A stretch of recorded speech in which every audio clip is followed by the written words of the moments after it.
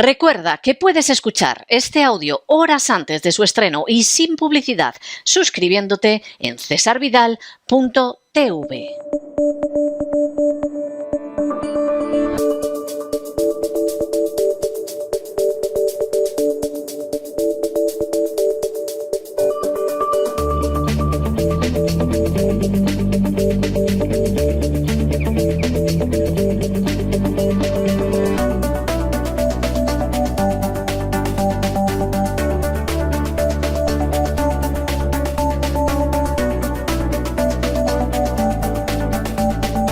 Despegamos con Lorenzo Ramírez.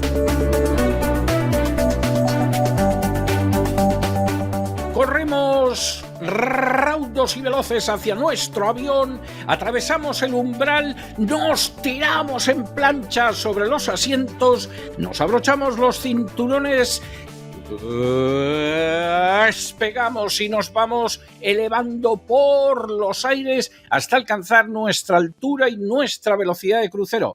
A mi lado, don Lorenzo, por amor de Dios, que parece usted que va de extra en Mulan. ¿A qué viene esa armadura china? En fin, explíquenos usted. Porque vamos, es que de un momento a otro le veo cantando aquello de y dando saltos por aquí, por el pasillo del avión. O sea, conténgase hoy, que le veo yo muy, muy emocionado. En fin, muy buenas noches, don Lorenzo. Muy buenas noches, don César. Mulan, pero no Mulan Rouge. No confundamos tampoco, no, a ver si no al final alguno se va a pensar, no me voy a venir arriba.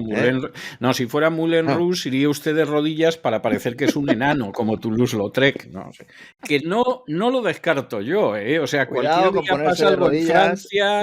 cualquier día pasa algo en Francia y aparece usted de Toulouse-Lautrec, ¿no? Diciendo que se han quedado enanos, en fin, cualquiera de estas cosas. Tiene usted cuidado con ponerse de rodillas, que más de uno ya me parece que se va a tener que comprar unas rodilleras buenas, para no hacerse heridas, ¿no? Para no hacerse heridas. Muy buenas noches, don César. Muy buenas noches. Encantado de estar con usted, completamente ya recuperado. Agradecer una vez más todos los mensajes. Me puse enfermito y ya está. Ya estamos aquí otra vez al pie del cañón. Es lo que tiene alimentarse bien. Como un león. Leer, buenos alimentos. Las 3 Bs que me decía mi padre hace mucho tiempo. Las 3 Bs, que son valor, voluntad y huevos. Con esas 3 Bs es con las que se va a todos los sitios. Está muy Arrancamos bien. Otra semana de alto voltaje, la verdad, en La Voz, en la que se va a celebrar una cumbre de los BRICS histórica. Estamos ya prácticamente en la previa, una cumbre que no solo va a constatar la existencia de ese mundo multipolar que tanto teme la OTAN, sino también una alternativa monetaria financiera al sistema eurodólar, que desde Washington pues quiere detenerse a golpe de sanción y con la permanente amenaza de la intervención militar. Vamos a hablar de ese nuevo sistema BRICS Pay. Nos han escrito muchos oyentes preguntando, vamos a explicar lo que es. Es una cumbre además que se produce en medio de 2 grandes guerras, como todo el mundo sabe ya, una en el este de Europa, que podría ir a más. Todos los suscriptores de cesarvidal.tv este sábado en el Gran Reseteo pues han podido conocer un poquito más de la región del Báltico, de esos países del Báltico, esas repúblicas que pretende utilizar pues la OTAN como ariete. Como ariete no tanto para traspasar las puertas rusas, sino para provocar una contestación por parte de Rusia, ¿no? Que ese es un poco el objetivo. Agradecer también a todos los suscriptores del canal que nos han acompañado, los comentarios y bueno, me consta que es un programa que también ha gustado, así que lo celebramos, ¿no? Una cumbre que también obliga a China a poner su ejército en alerta, porque se producen estas 2 grandes guerras, como digo, una acción que celebran los halcones del Pentágono, que llevan años intentando convencer al mundo de un belicismo chino que no está, que brilla por su ausencia, que sí, que hacen maniobras, sí, alrededor de Taiwán, que sí, que tienen presencia en muchos países donde hay escenarios bélicos, pero los chinos no se han metido en ninguna guerra. Bueno, yo creo que prácticamente podríamos decir que en los años 70 del pasado siglo es la última guerra en la que estuvieron los chinos. La que tuvieron con Vietnam. Sí. Que perdieron, por cierto. Sí, Eso fue algo... Yo 1979, recuerdo haberlo ¿no? vivido, Uh-huh. Sí, yo recuerdo haberlo vivido como un chavalín, porque yo era un niño en aquel entonces, y vamos, era un jovencito en aquel entonces, y recuerdo que nos quedamos pasmados, pero al mismo tiempo admirados, porque decías, pero bueno, los vietnamitas estos son invencibles, o sea, no solo han derrotado a los americanos, sino además a los chinos, o sea, lo último que tienes que hacer en esta vida es meterte contra un vietnamita. Evidentemente, ¿no? Desde entonces, como digo, pues no han participado es que no hayan comenzado ninguna guerra, es que ni siquiera han participado en ninguna otra, ¿no? Y mientras todo esto sucede, pues los grandes bancos aprovechan el ruido geopolítico para acudir a Colombia a muchas cosas, supongo, entre otras a la cumbre de biodiversidad, para actuar como un caballo de Troya que bajo la promesa de proteger el medio ambiente, usando su grande poder financiero, avancen en su agenda para ir poco a poco privatizando la naturaleza sin poner un euro, sin poner un dólar, una libra sobre la mesa, porque el dinero que emplearán en comprar los montes, las tierras, los ríos, los océanos, lo crearán de la nada con su mágica máquina digital de imprimir dinero, la misma que es la responsable de generar inflación endémica que pagamos nosotros por varias vías, reduciendo la capacidad de compra de los hogares y laminando el poco ahorro que les queda o que nos queda tras cumplir con el fisco, ¿no? Eso cuando puedes cumplir, porque otras veces directamente pues acaban con tu vida, ¿no? Como contaba usted en el editorial del día de hoy. No, otro es que editorial a de esos. veces efectivamente tú has pagado todo lo que tenías que pagar, seguramente más, eso no te pone a salvo. O sea, es más, yo estoy convencido de que en muchos casos excita la codicia de los buscabonos. Este tío ha pagado un montón, señal de que tiene, pues ala, a robárselo, vamos allá y justificamos el bonus. Y son así. Sobre todo si el afectado en este caso pues está en una diana o está en una lista negra que hacen determinados poderes ya si institucionales, estás ¿no? en una lista negra porque has denunciado la corrupción de algún partido político, da lo mismo el que sea, o el ministro de Hacienda te tiene en la lista de los que hay que hacerle la vida imposible, como la famosa lista Montoro, que cada vez que va a salir a la luz interviene la Fiscalía Anticorrupción para echar tierra por encima. O sea, ¿quién estará en la lista de Montoro? Pues claro, evidentemente es lo que pasa, ¿no? Y lo más vergonzoso... Acabamos antes y decimos los que no están, ¿no? No, tampoco es eso, porque hay mucha gente que no está. Fíjense usted en todos los de la lista Falciani, que el único país del mundo donde no se ha revelado la lista Falciani fue en España con Montoro.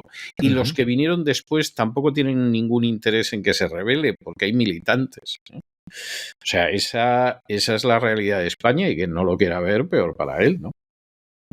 Menú importante, como ven nuestros amigos en el vuelo de hoy, aunque voy a empezar hablando de Moldavia, porque lo de Moldavia es que me ha dado un tufillo a Maidán de repente. Digo, en cualquier momento se nos aparece otra vez Victoria Nolan repartiendo galletas, magdalenas o lo que haga falta, ¿no? Además sándwich y bollitos repartía así.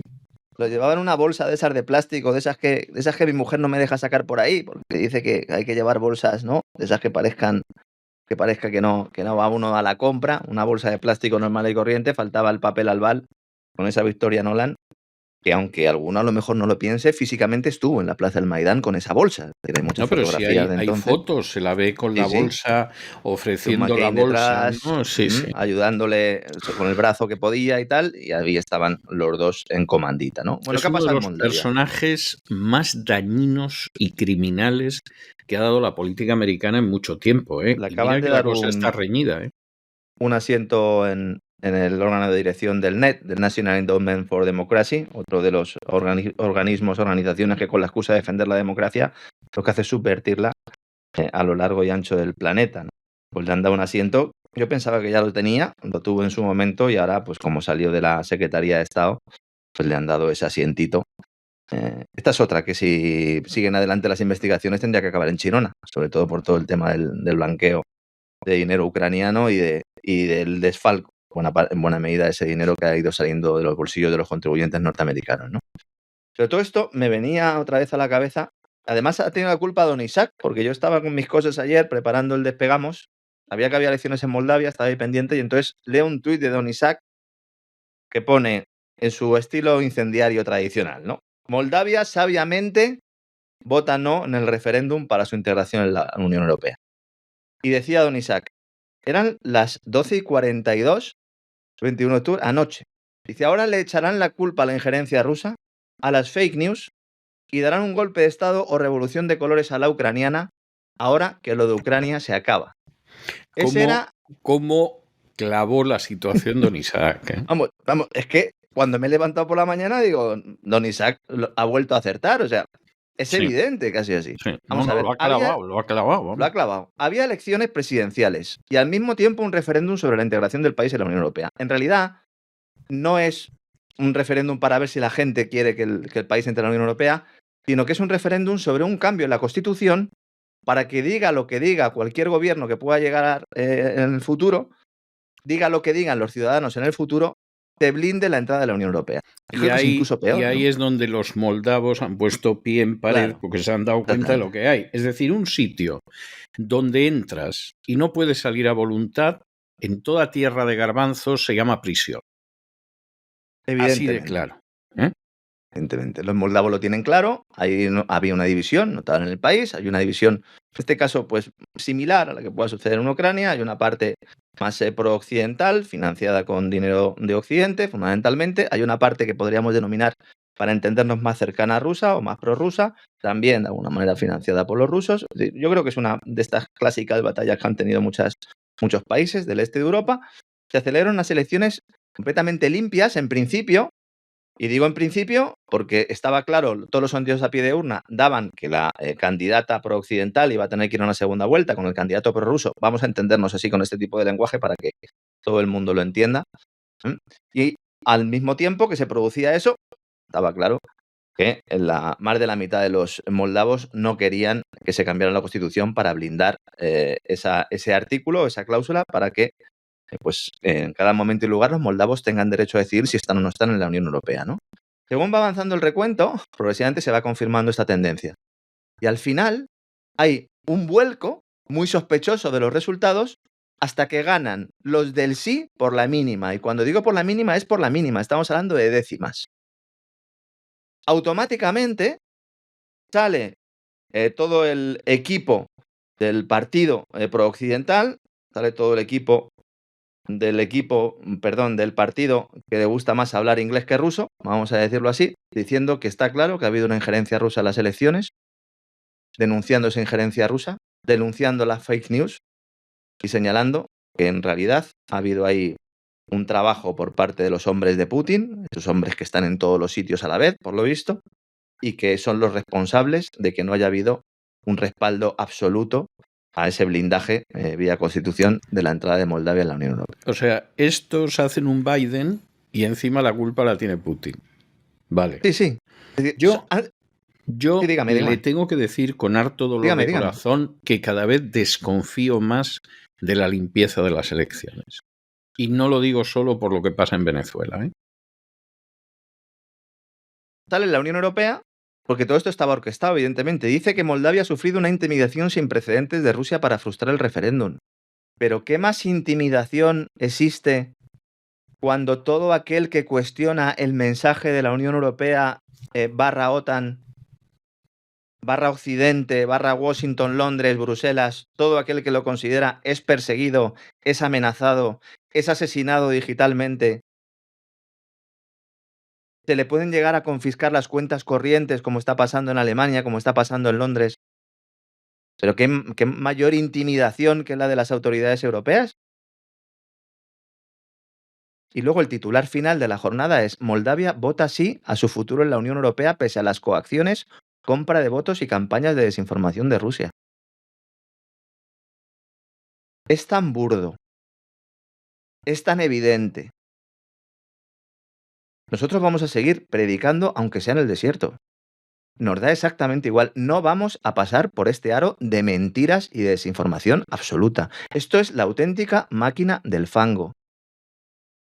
Cada día que pase va a haber más sí que lo es. Esta sí que lo es. Cada día que pase, la verdad se va a ir abriendo camino y cada vez va a haber más ciudadanos de muchos países que no van a querer sentarse en la mesa de los tipos Club Europeo. Con mucha razón. Y lo que se está intentando es blindar los sistemas para que diga lo que diga la sociedad, el statu quo no varíe. Da igual. No, la idea es convertir toda la sociedad en algo parecido a la oligarquía que gobierna la Unión Europea, donde el gobierno de la Unión Europea, que es la Comisión, es algo que no deriva en absoluto de la voluntad de los ciudadanos, sino de unos oligarcas corruptos que colocan a una corrupta como la von der Bruggen. Es decir, la idea es que ese modelo, que es absolutamente despótico, oligárquico y antidemocrático, se extienda en todas partes. Y que si hay elecciones donde de pronto no hemos conseguido engañar a todo el mundo y hay gente que decide votar en contra de lo que nosotros queremos, pues pegamos el pucherazo y se acabó. Les hacemos Y un decimos Biden encima que lo han y pegado los arreando. otros. Y encima decimos que lo han Exactamente. pegado los otros. Dicen, no, no, es que ha habido injerencia preelectoral. Sí, O sea, la gente ha votado mal, porque esta es la otra gran idea. esta es la Ya otra lo idea. dijimos Sí. en su momento y advertimos de que esto iba a pasar. Si sale un resultado que no gusta al establishment, dicen, no, no, claro, es que en realidad esta gente no ha votado lo que quería votar, han votado porque han sido presionados y coaccionados por los rusos. Sí, esto es igual que cuando Alfonso XIII le ofreció a su hijo, el infante Don Juan, las fotos de las princesas con las que podía contraer matrimonio, ¿eh? Entonces le puso delante las fotos y el infante Don Juan elige una y le dice el padre, te has equivocado, vuelve a elegir. Y entonces eligió otra y le dijo, te has vuelto a equivocar, vuelve a elegir. Y claro, ya acabó eligiendo la que quería Alfonso XIII, pero evidentemente, vamos, la elección del hijo, pues claro, cada vez que se equivocaba, ya le decían que se había equivocado y que se olvidara del resultado. Y eso es lo que cada vez estamos viendo más. Es decir, tú votas al candidato, sea supuestamente de izquierdas o de derechas, que es un lacayo de la agenda globalista, has acertado. Que no votas en esa dirección, te has equivocado, vuelve a elegir. Es algo equivocado, impresionante. vuelve a elegir, o en el peor de los casos, estás siendo manipulado, o en el peor de los peores de los casos, trabajas para el enemigo. Bueno, claro. Y estás cobrando, además de ello. Si además se te ocurre denunciar Claro. esto, pues claro, es que tienes que ser un agente del enemigo, ¿no? Quienes nos consta, porque ellos mismos lo anuncian, ni siquiera se esconden, que están manipulando el discurso, manipulando el voto, manipulando el relato, cercenando mensajes públicos de promoción de determinadas ideas, son las grandes empresas de Silicon Valley. Lo hemos contado aquí. Sí. En las elecciones europeas, las grandes empresas de Silicon Valley se dedicaron a cercenar cualquier tipo de mensaje que fuera en contra del establishment de Bruselas, de la burocracia, de la gerontocracia de Bruselas. Eso es una injerencia, eso es una manipulación. ¿Nos consta que los rusos hacen lo mismo? Las agencias de inteligencia occidentales dicen que sí. Admitamos que también lo hacen. Lo que de pasa forma es que subrepticia. hay una Admitámoslo. estadística, Claro. hay un estudio realizado no hace muchos años, hace pocos años, por unas universidades de Estados Unidos, es decir, nada sospechosas, que analizaron los casos de injerencia extranjera en elecciones, incluyendo, por ejemplo, cuando la injerencia era un antiguo poder colonial que decidía intervenir pues, en la antigua colonia, ¿no? Para que el nuevo presidente que haya no se le vaya a las manos y se crea mucho lo de la independencia y fastidie la dependencia de la metrópoli colonial. Y en ese estudio, la mayoría de las intervenciones que se habían producido en elecciones extranjeras las había perpetrado Estados Unidos. Con una gran diferencia, sí, o sea, los chinos prácticamente no se han metido en ninguna elección de nadie. Los rusos, vamos, es algo contadísimo, contadísimo. Mientras que, por el contrario, Estados Unidos, y ya no digamos si sumamos los aliados, bueno, la cantidad de elecciones en las que ha entrado es para decir, bueno, casi resulta más fácil contar aquellas en las que no ha entrado. Y esto estamos hablando de casos muy descarados y muy evidentes. Es decir, si entráramos en todos los casos en que se ha financiado a un candidato, etcétera, etcétera, bueno, mejor no hablar, ¿eh? O chantaje, directamente chantaje. Si no etcétera, sí. sale este determinado político, no hay préstamo del Fondo Monetario Internacional o no hay préstamo del Banco Mundial. Fíjense además, en el caso de Moldavia, porque ya me preocupa un poco y he ido a mirar datos, fíjense además que entiendo que Moldavia es un país que no es muy conocido, ¿no? Para la gran mayoría del personal. Pues resulta que ahí también hay una serie de partidos antieuropeístas que no hicieron campaña por el no, hicieron campaña por la abstención. Es decir, con lo cual habría un mayor volumen de moldavos que no quieren que se blinde constitucionalmente esa entrada de la Unión Europea, de hecho no quieren que se entre en la Unión Europea y que se quedaron en sus casas. Es decir, eso también hay que tenerlo en cuenta. para que fueran válidas, en este caso, como hay una reforma constitucional, para que fuera válido tenía que ir a votar más de un tercio de la población. Ha ido el 42%.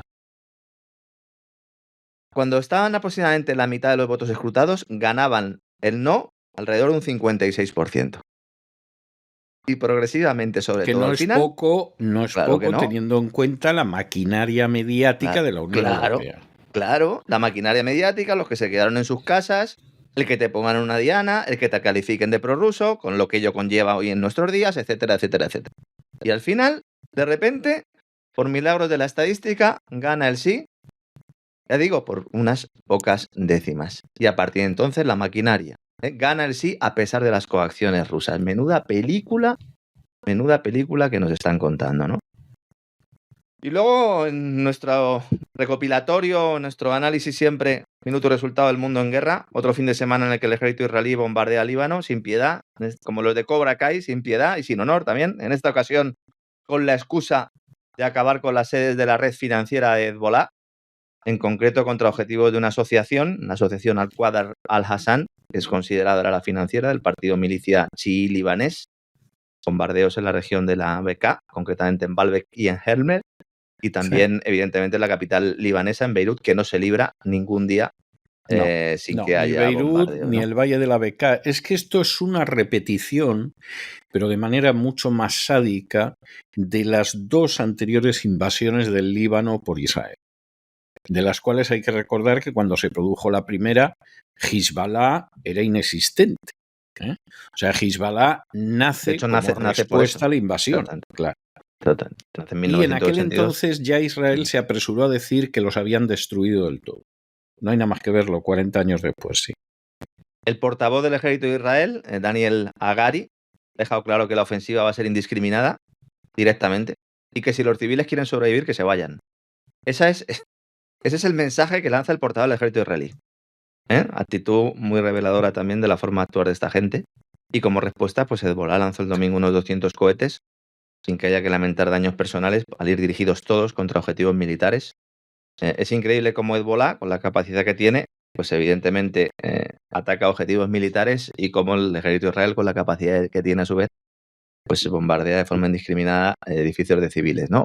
Cada uno que saque sus conclusiones. Y luego tenemos a las excavadoras israelíes que están arrasando la frontera y han decidido una vez más atacar objetivos de Naciones Unidas, en concreto una torre de observación de los cascos azules que ha dejado de existir porque estas excavadoras van absolutamente con todo, ¿no?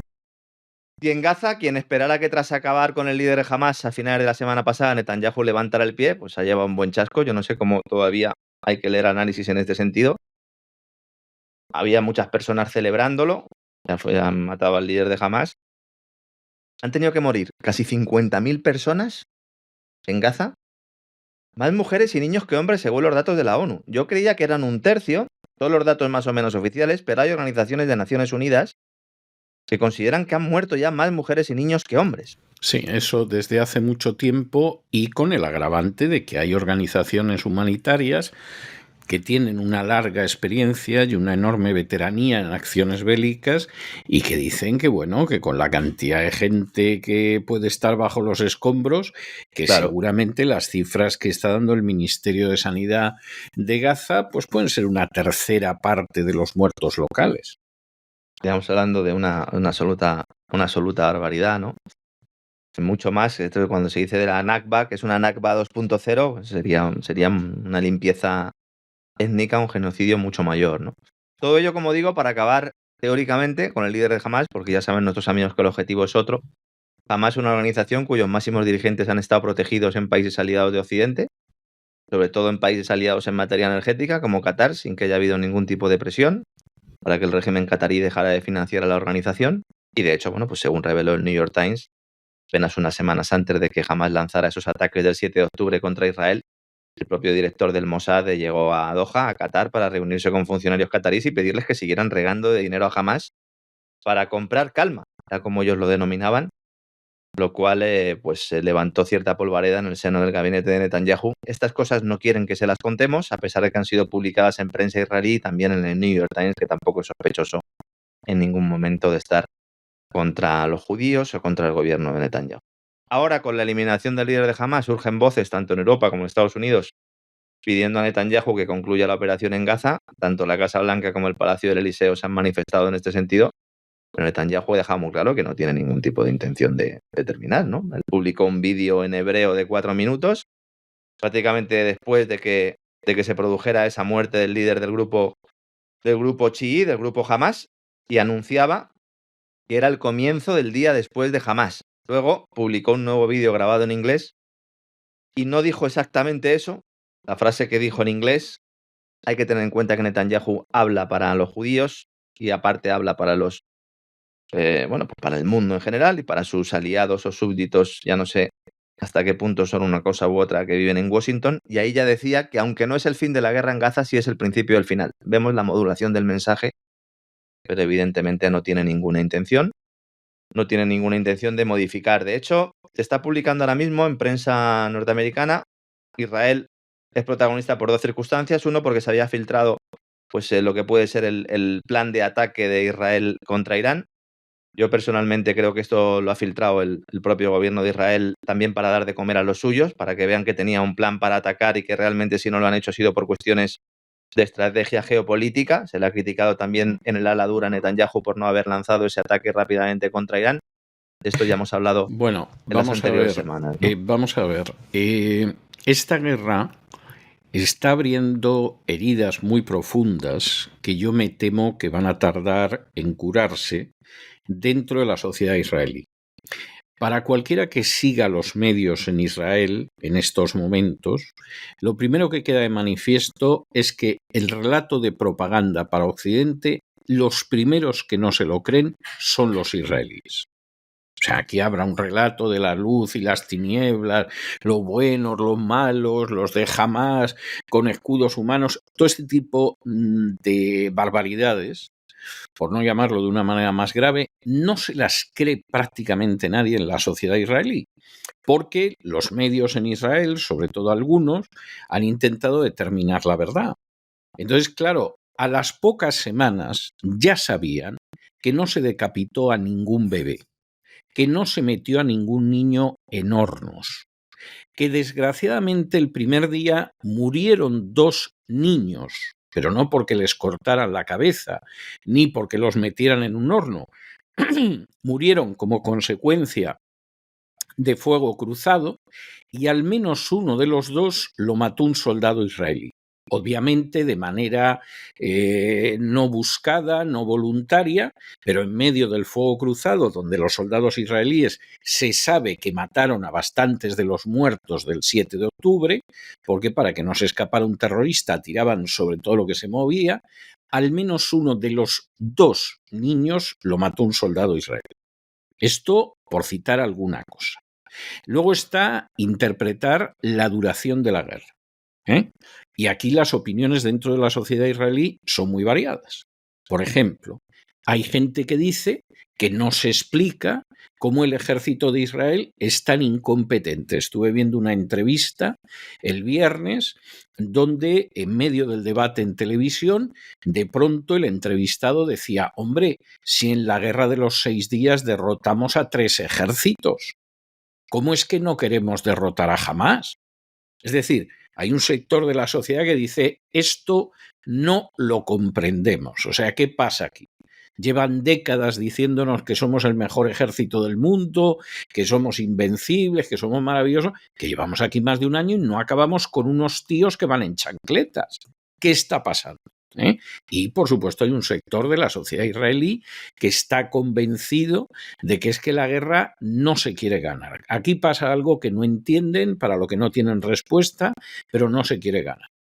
Y hay otro sector que yo diría que es muy realista y que sopesa mucho la realidad y que dice, esta guerra no se puede ganar, aquí cada vez nos estamos convirtiendo más en un estado paria, y la culpa de esto no la tiene nada más que Netanyahu, su gabinete y la gente que lo respalda.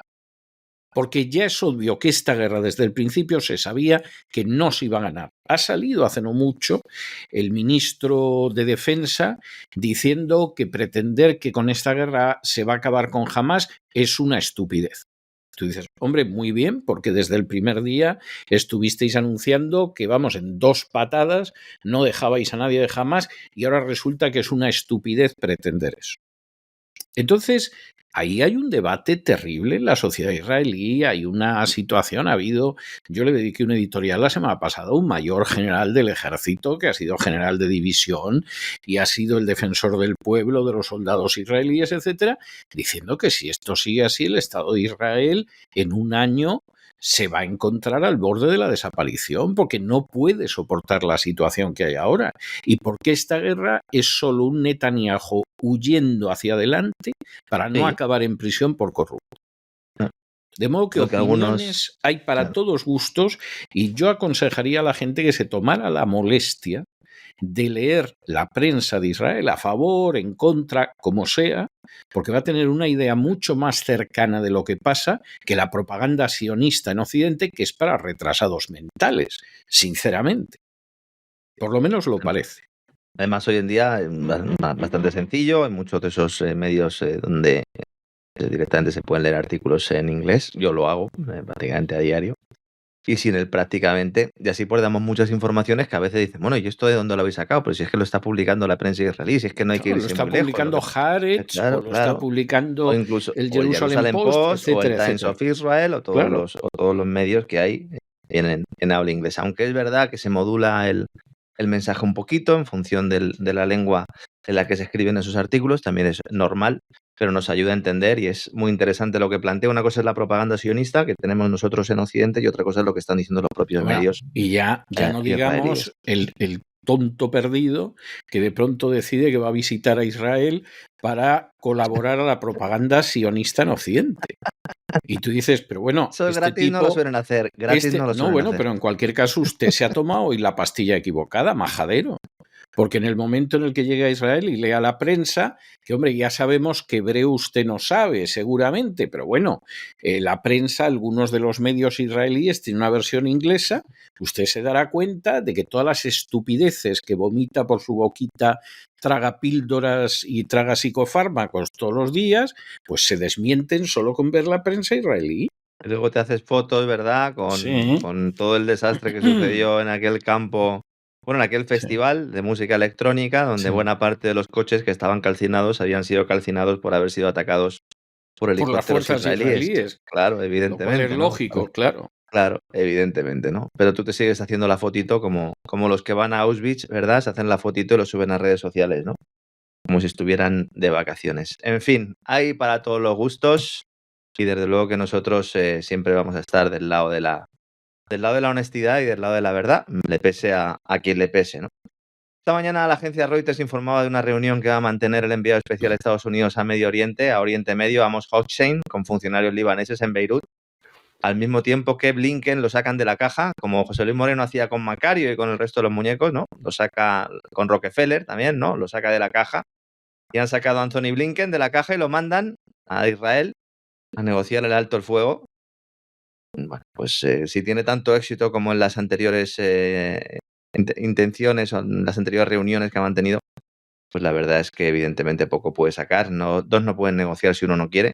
Decía antes que la prensa norteamericana sobre todo se estaba centrando en el caso de Israel en 2 elementos. He citado uno, ese informe filtrado con los supuestos planes de Israel para atacar Irán. El segundo elemento es el plan de paz de Israel. Este es, pues, un insulto a la inteligencia porque básicamente lo que Israel dice es que todo el Líbano se desarme, y que no haya ningún arma ni en manos de Hezbolá ni en manos del ejército libanés, que se permita a las fuerzas israelíes participar en lo que denominan ellos la imposición activa, para asegurarse de que efectivamente no se rearma Hezbolá.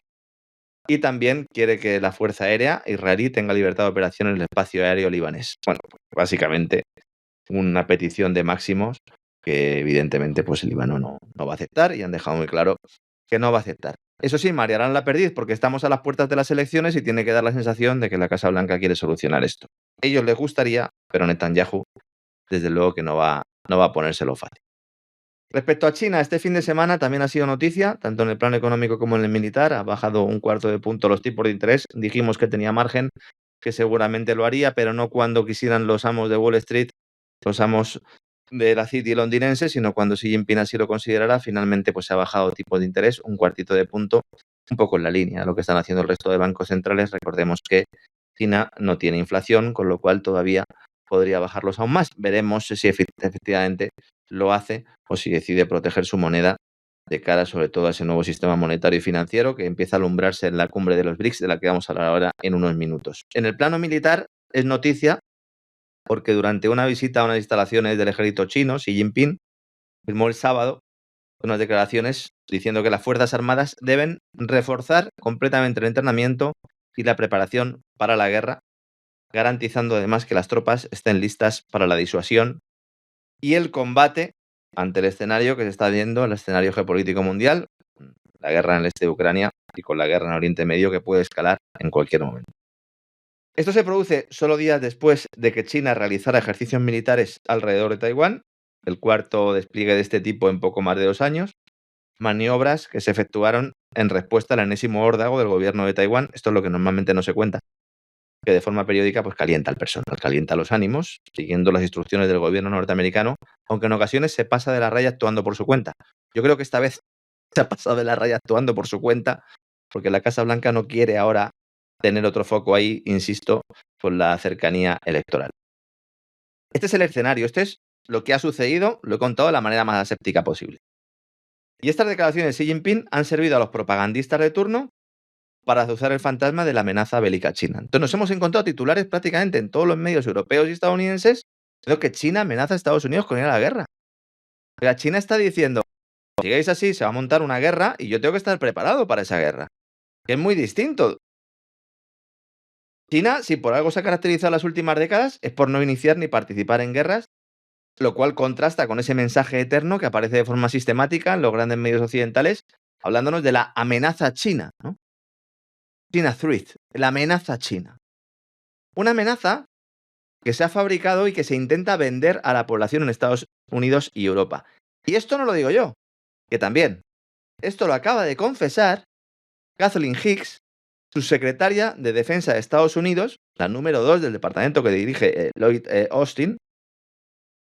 Lo ha dicho en una entrevista que le han hecho en la web del Centro de Estudios Estratégicos Internacionales, el CSIS, por sus siglas en inglés, uno de los terminales propagandistas del complejo militar industrial, uno de esos múltiples tentáculos que tiene.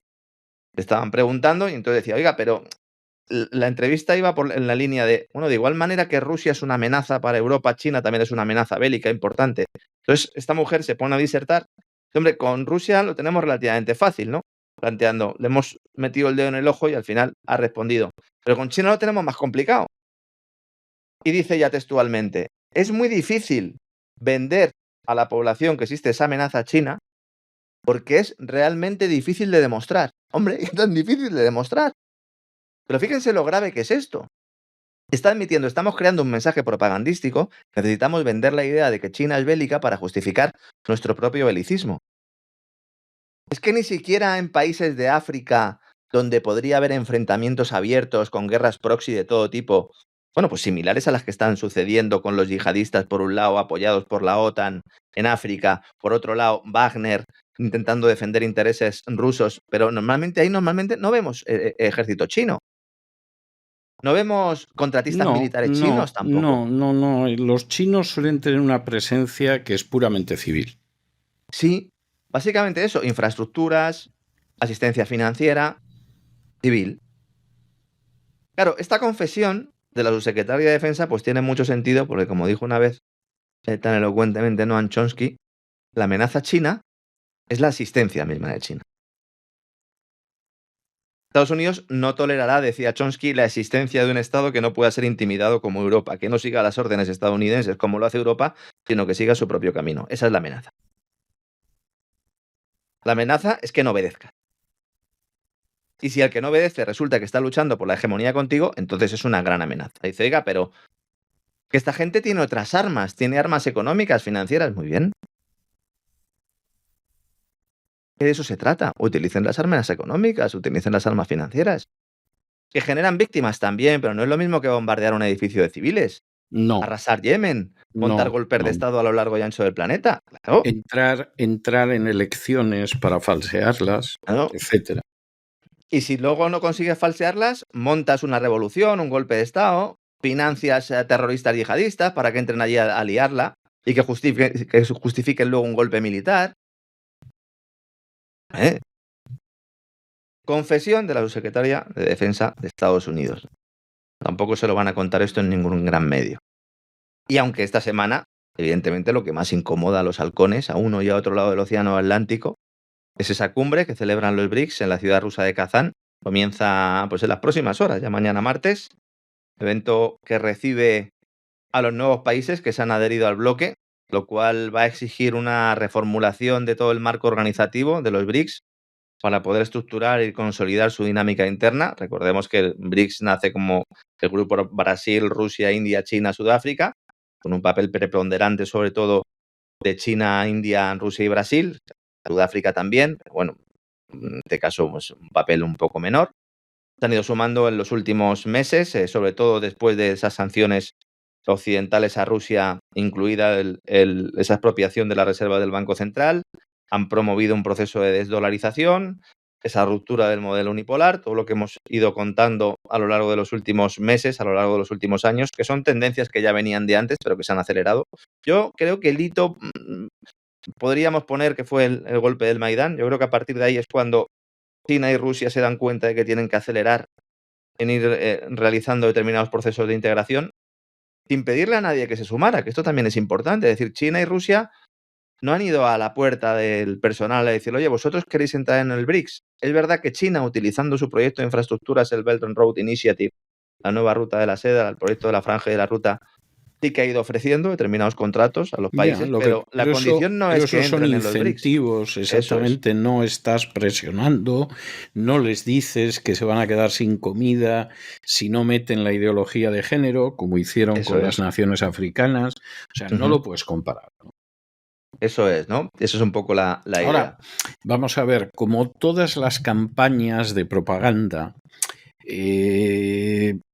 por regla general siempre dejan un lado expuesto, o sea, tienen su talón de Aquiles o tienen sus puntos débiles. En el caso de China, yo creo que una de las cosas que he visto en las últimas horas que a más de uno le ha debido de dar un escalofrío que le ha recorrido la columna vertebral de arriba abajo, ha sido una información que se ha publicado aquí mostrando cómo la mayor parte de los extranjeros que ayudaron a Mao en la Revolución China y después, pues prácticamente hasta, por lo menos hasta el gran salto adelante, que costó millones de vidas, eran judíos. Y claro, que de pronto te salga una información teniendo en cuenta el cuidado escrupuloso de todos los medios en este país para no decir la más mínima palabra, no que sea en contra de los judíos, que les pueda incluso molestar y aunque sea cierta. Que de pronto te aparezca una información en que aparecen una serie de personajes que fueron decisivos a la hora de ayudar a Mao a montar la dictadura comunista, a la hora de reprimir, pero vamos, a base de bien en China, a la hora de llevar adelante el gran salto adelante que fue el golpazo contra la pared, etcétera, etcétera. Y que los nombres que aparecen son un judío tras otro judío, más un judío más otro judío, todos del este de Europa, todos askenazíes. O sea, ahí no aparece un sefardí ni por recomendación del médico, pero que todos son esos. Y al final la idea sea, oiga, que del 80% de los extranjeros que vinieron a ayudar a Mao, de ese 100%, un 80% eran judíos. Vino alguna gente que no lo era, es decir, el doctor Bethune, por ejemplo, que estuvo en España como médico de las brigadas internacionales y porque era un comunista convencido y luego se fue a China como médico y los chinos hasta han hecho una película sobre su vida porque es un personaje muy interesante, pues ese no era judío, por lo menos hasta donde yo sé. Pero el resto sí. Bueno, pues eso es posible que aquí en Estados Unidos frene un poquito la propaganda anti-China por lo que pueda suceder. Y al final, como siempre decimos de una manera bastante gráfica, asiste a muchos procesos comiendo palomitas y cuando dice, bueno, pues ya me terminan las palomitas y vamos a ver qué acciones tomamos con todo lo que está sucediendo en el mundo, entonces se le acusa de estar liderando este tipo de desorden global, ¿no? Cuando es todo lo contrario. Yo insisto mucho en esto, yo entiendo que a lo mejor alguno no termina de comprenderlo, porque todo acuerdo que sea voluntario y que al que se llegue entre diferentes países en el cual uno pues aporta algo, en este caso China pues puede aportar ventajas tecnológicas, inversiones en infraestructuras, incluso la propia financiación de esas infraestructuras, y los otros países pues ofrecen no solo ser un territorio de paso para determinados productos, sino también pertenecer a un club, a una alianza comercial, porque los BRICS nacen fundamentalmente como idea de alianza comercial para poder sortear las sanciones cuando se le pueda poner en un determinado momento en el ojo a Washington, a Londres, a Bruselas, de sancionar a un determinado país, crear esa red en la cual sea una red descentralizada, aunque evidentemente China es la que con su papel el gran papá y la gran mamá de todo este proceso, aunque cuidado con India, que también está en desarrollo, etcétera, etcétera, pero lo que se ofrecen son acuerdos voluntarios y es muy distinto llegar a un acuerdo voluntario, lo puedes vender de forma mucho mejor a la población, la gente no se va a sentir en ningún momento sometida o subyugada, aunque en el plano tecnológico esto pueda dar lugar a otra serie de circunstancias, como el que al final pues haya compañías tecnológicas chinas que puedan tener datos y que puedan tener acceso, ¿no?, a determinados niveles de privacidad que no serían totalmente deseables, pero insisto, no lo puedes comparar con un modelo que es fundamentalmente un modelo de ataque y un modelo de chantaje y un modelo de extorsión. Como decía, ahora mismo el grupo BRICS tiene que reinventarse, ¿no? No tiene un reglamento, no tiene una carta fundacional, no tiene una estructura operativa definida. Esto es una ventaja, porque eso dota a la alianza de dinamismo y flexibilidad, lo cual es indispensable para que países con muy diferentes visiones políticas y económicas se puedan sentar en la misma mesa. Esta es la gran ventaja que tienen los BRICS. Si no tienes que pasar por todo el aro. Les comentaba usted lo de la ideología de género. En general, todos los pilares de la agenda globalista son exigibles para que un país entre la OTAN, entre la Unión Europea, además se ponga bajo la bata del amo. En este caso no es así. Los países fundadores están viendo cómo llegan nuevos socios de Oriente Medio, países del Golfo, también del denominado sur global, aunque es difícil, y esto nos está diciendo y es tan irrelevante, que nuevos miembros se sumen en los próximos meses. Esto lo ha explicado Sergei Lavrov en una rueda de prensa que ha dado previa a la cumbre, y él plantea que es fundamental primero que los nuevos miembros que se han incorporado a principios de este año se integren plenamente antes de considerar la admisión de más países, para que no suceda básicamente como en las diferentes ampliaciones de la Unión Europea, que luego se generan ahí unos problemas de equilibrios importantes. Es mejor tener claro a dónde vas y hacerlo poco a poco. Esto no solo permitiría a los miembros existentes adaptarse a una mayor diversidad, que tener en cuenta que hay muchos países ahí que son de su padre y de su madre, sino que también ayudaría a establecer mecanismos de funcionamiento que luego serán esenciales para evitar la parálisis en la toma de decisiones, ¿no? Esto es muy importante. Toda organización de este tipo tiene que articularse así. No estamos acostumbrados porque lo tradicional es el ordena y mando de un país o dos, diciéndonos a los demás lo que tenemos que hacer. Pues aquí van a intentar ponerse de acuerdo entre todos y eso pues llevará un poco más de tiempo. En el plano económico, esta cumbre va a alumbrar el embrión de un nuevo sistema de pagos internacional, el impulso de un banco de desarrollo y una alternativa al Fondo Monetario Internacional del Banco Mundial. Organizaciones controladas desde Washington y empleadas para subyugar financieramente a los países, no para ayudarlos, sino para controlarlos mediante las sanciones, mediante la deuda, una deuda que se convierte mágicamente en dinero cuando llega a las arcas de las multinacionales que se aprovechan de las condiciones que imponen estas organizaciones a los gobiernos que le piden asistencia, en algunos casos con una pistola en la cabeza. Literalmente, a punta de pistola. Este fin de semana vamos a hacer un programa especial en cesarvidal.tv, en el Gran Reseteo, exponiendo todas las novedades económicas, geopolíticas de la cumbre.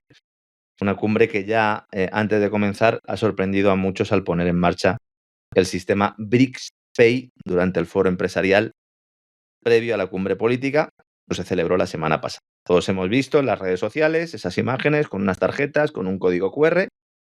Mucha gente que dice, ¿pero ha empezado ya la cumbre de los BRICS? No, este es el foro empresarial previo a la cumbre de los BRICS. Muchos oyentes nos han preguntado, ¿se ha presentado a modo de exposición? ¿Se le ha entregado a los asistentes? Igual que te dan la tarjetita con tu nombre y estas cosas. Le han dado a cada uno una tarjeta con un código QR. Tarjetas que contienen una pequeña cantidad de dinero para gastarse durante el foro en unas tiendas especiales que tienen el sello correspondiente ahí en Moscú, ¿no? En realidad el dinero no está en la tarjeta, está en la aplicación que se descarga con el móvil usando el código QR.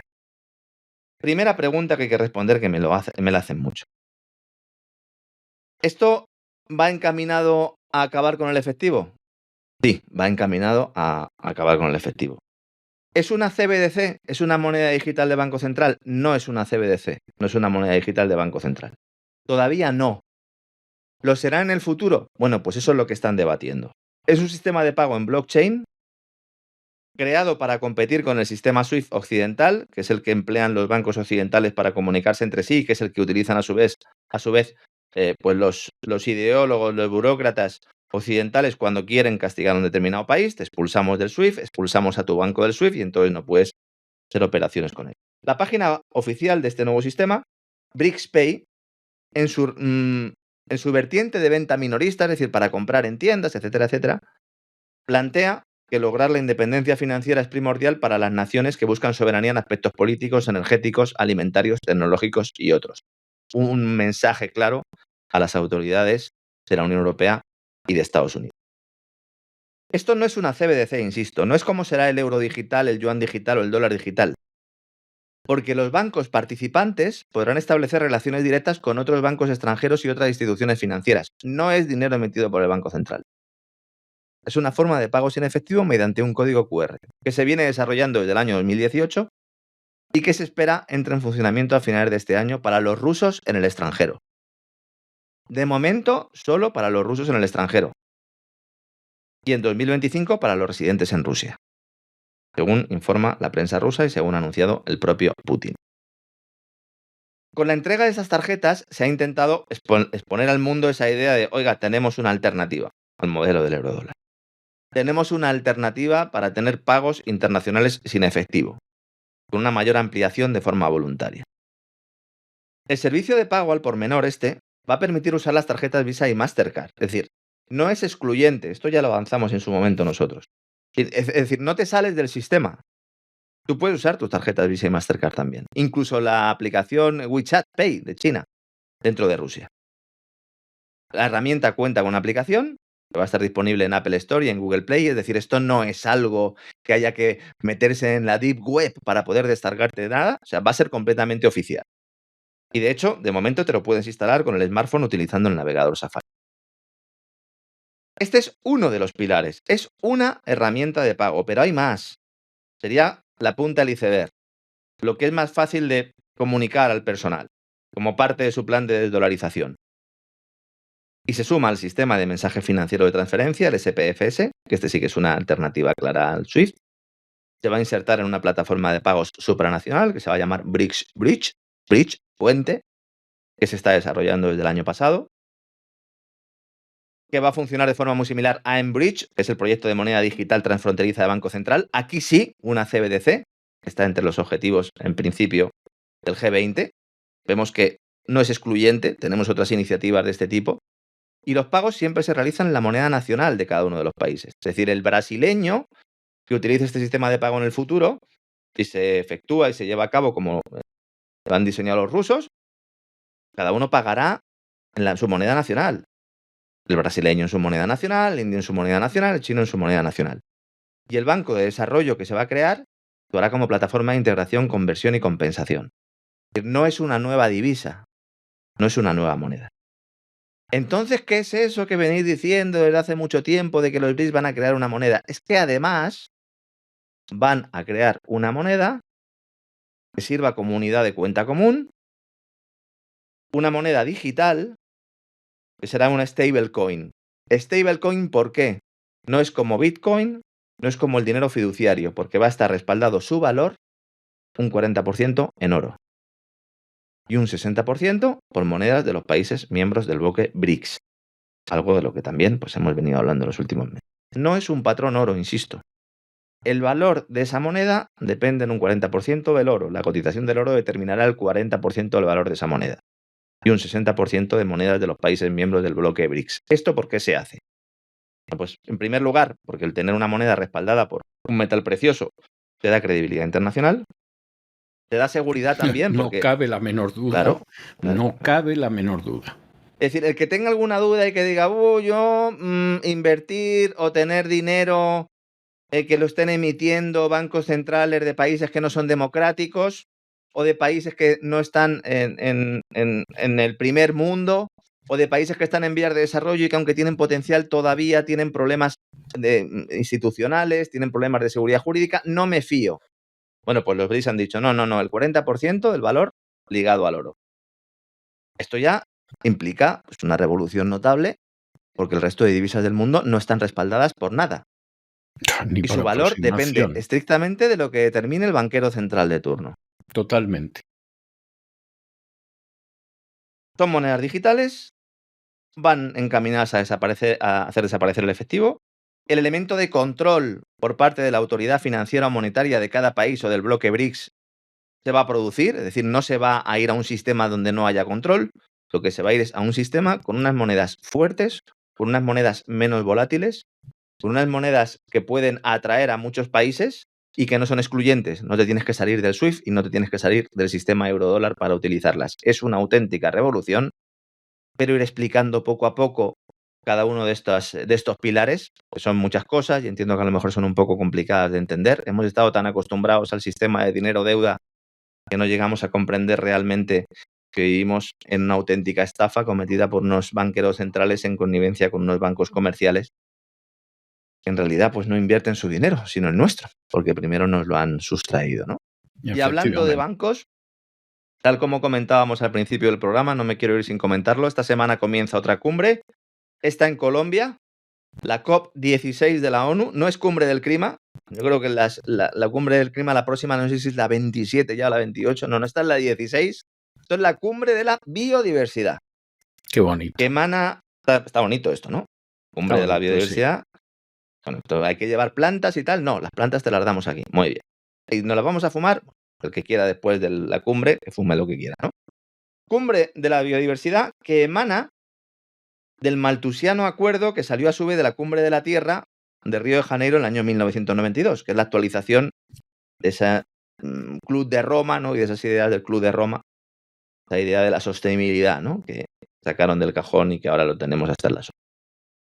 Y que lejos de proteger a la naturaleza, como dicen los mensajes oficiales, es la base para que sea privatizada con la excusa de protegerla. ¿Y de quién la van a proteger? De los ciudadanos. Esa famosa tesis, esa famosa teoría, que en la práctica pues se cumple, ¿no? O sea, la teoría de los bienes comunes, ¿no? Que si hay algo, un determinado, pues cualquier tipo de elemento, de activo, de bien, incluso de recurso natural que no es de nadie, pues entonces todos acuden a él hasta que finalmente lo agotan, ¿no? Esa es la idea de la tragedia de los bienes comunes que se estudia siempre en las clases de economía. Dice, muy bien. Entonces, ¿qué podemos hacer? ¿Creamos un organismo que lo proteja? ¿Que lo proteja de quién? Que lo proteja de los ciudadanos. Ya, pero oiga, es que los que se están cargando el planeta no son los ciudadanos, son los burócratas y son los empresarios. Que van a ser los encargados de protegerla. Esta es la gran trampa aquí. Porque se pone esa idea paternalista sobre la mesa de que son los gobernantes y los empresarios quienes deben gestionar los recursos naturales, cuando en realidad son ellos precisamente los responsables de que algunos de estos recursos estén en peligro.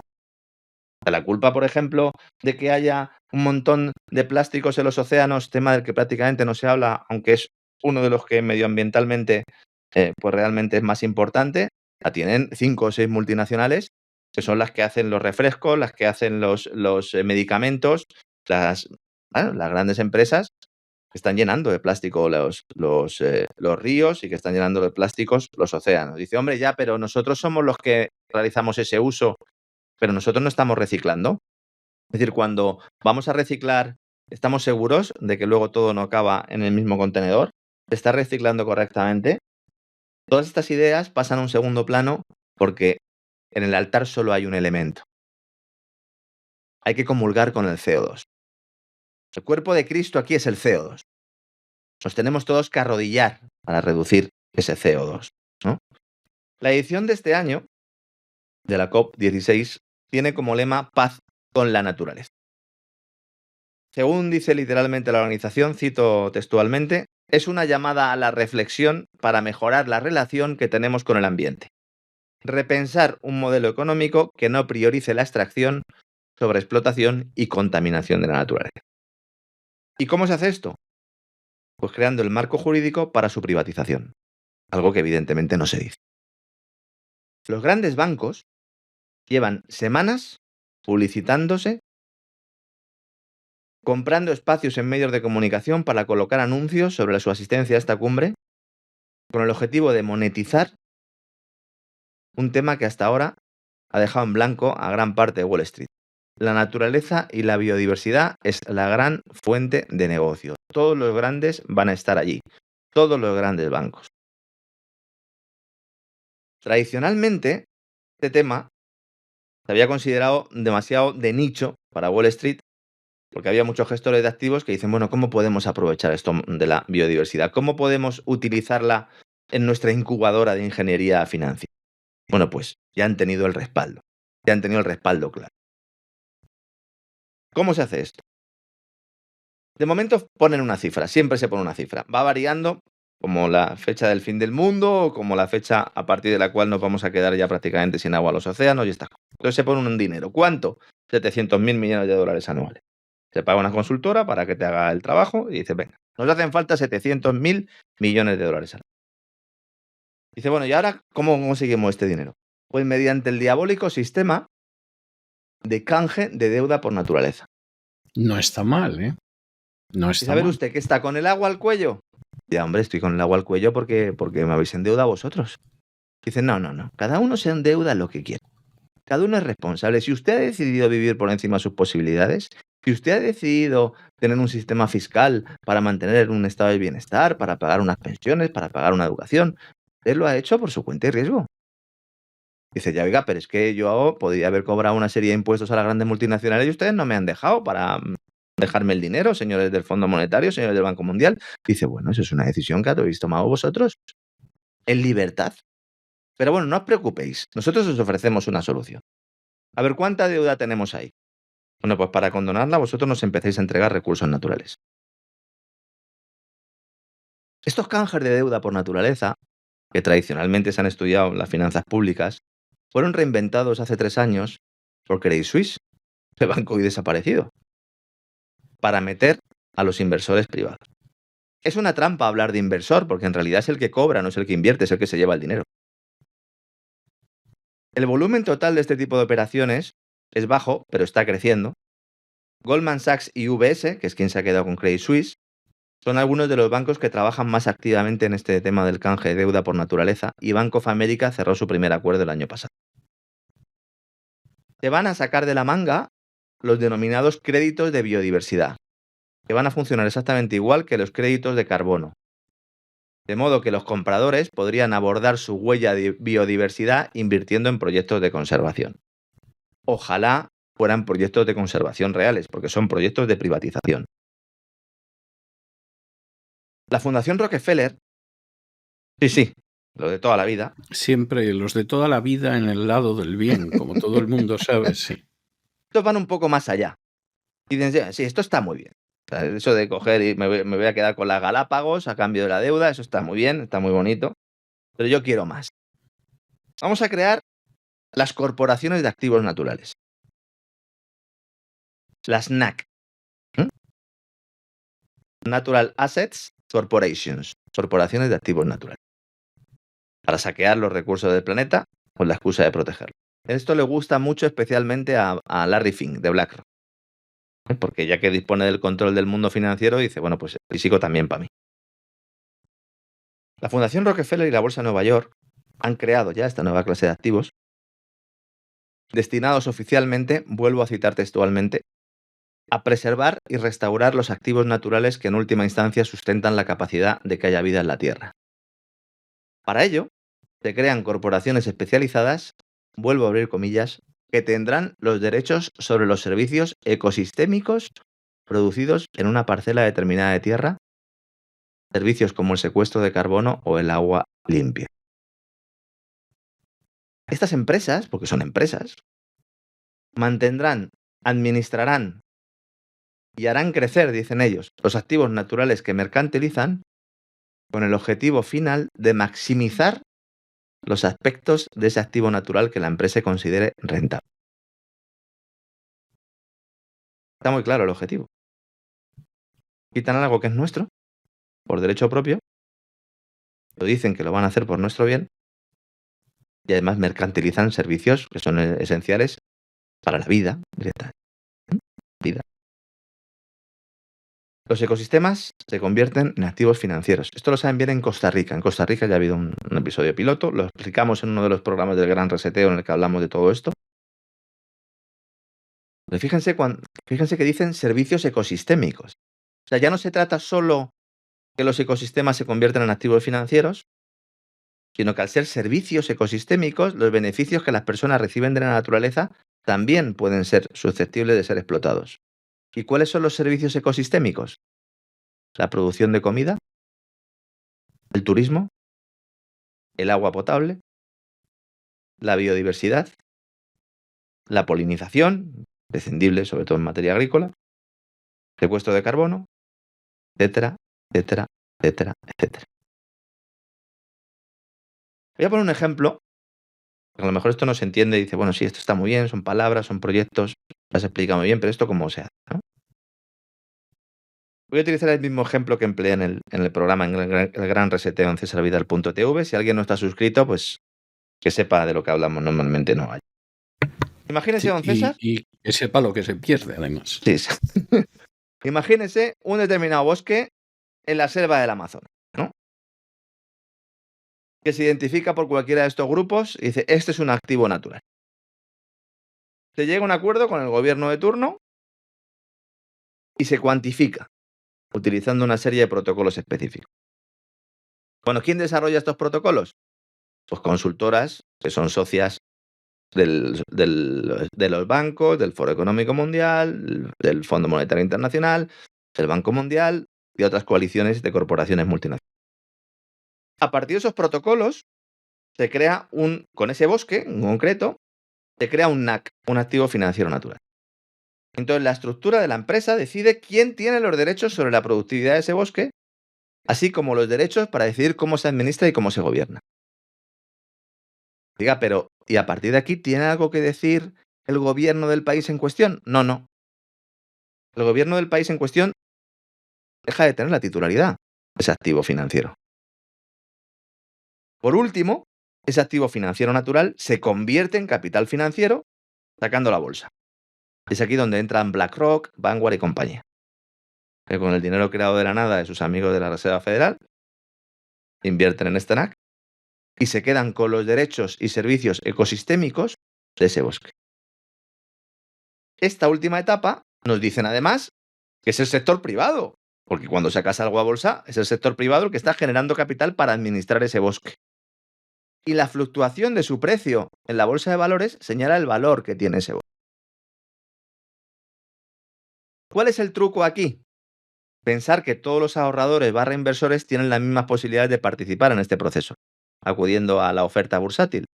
Pero en realidad son los grandes jugadores los que tienen ese dinero del Banco Central primero, como bien explicaba el señor Cantillón, y son quienes parten con ventaja absoluta. ¿Quiénes? Pues los BlackRock, los State Street, los Vanguard, los Fidelity, etcétera, etcétera, etcétera, que son precisamente los que han creado este sistema de extracción. Ellos deciden lo que tiene valor, luego lo roban. Básicamente es eso. Con la ayuda, por eso digo que esto es muy diabólico, ¿no?, de las propias asociaciones ambientalistas, asociaciones ecologistas, que no se dan cuenta de que están trabajando para el enemigo. Bueno, o sí se dan cuenta en muchísimos casos y en es un sueldo sí, que llega a casa. Eso también. Al final... O sea, desde luego en el caso de España es descarado. Sí. En el caso del robo del agua de todos los españoles en beneficio de multinacionales es descarado, descaradísimo, y yo mucho me temo que muchos de los ecologistas o ecologetas, como prefieren llamar los otros, están totalmente a sueldo de esas multinacionales. Lo que pasa que, bueno, que entre las subvenciones que se reciben por un lado y las ayudas que se reciben por otro, están encantados de la vida. A ellos el país les importa, pero verdaderamente un pimiento. Algunos nombres ilustres después de estar 20, 30 años, ¿no?, perteneciendo a este tipo de asociaciones, lo han dejado y han escrito luego libros, han escrito obras. Me acuerdo de Michael Schellenberger, me acuerdo bien de que fue director de Greenpeace, otros muchos que dicen, miren, es que realmente la presión que teníamos para defender este mensaje era tal que cuando hemos decidido salirnos, pues se nos considera negacionistas cuando hemos dedicado toda nuestra vida a la protección Toda nuestra de la vida naturaleza, esto, ¿no? efectivamente. Claro. Esto tiene muchísimas implicaciones porque, aparte de la cuestión monetaria, económica, supone negar, desde un punto de vista filosófico, supone negar que los ecosistemas y que las comunidades biológicas tengan derecho a existir de forma libre e independiente. Si no es a través de un padrino financiero, lo cual es lo más antiecologista del mundo. Por eso los verdaderos ambientalistas y ecologistas, los que no salen en la televisión, pues están en contra de este saqueo, que ahora se conoce como la economía de la naturaleza.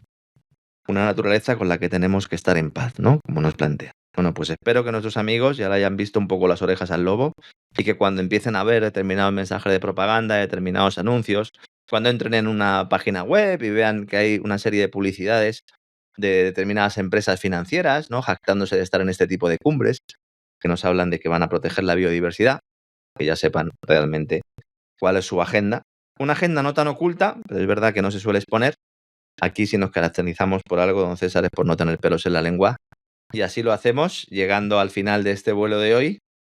Y no me voy porque hoy tenemos... No se vaya usted lejos, porque hoy tenemos el final del triunvirato. Acuérdese usted que la semana pasada yo recordaba como los triunviratos, y da lo mismo que sea en la Falange Española que en la Roma Republicana, siempre acaban con 2 que caen y con 1 que queda. Bueno, pues ese triunvirato el que quedaba se llamaba Almanzor, ¿no? Exactamente, pues aquí al final vamos a ver hoy cómo esa especie de ley histórica se cumple. Bueno, estoy diciendo eso, pero acuérdese usted de que ha habido un momento muy reciente en la historia de España que parecía que en Vox había un triunvirato. Y no quiero decir más, porque hoy estamos para hablar de Almanzor. No se me marche muy lejos, que regresamos enseguida con el Así fue España. Hasta dentro de un ratito, don César.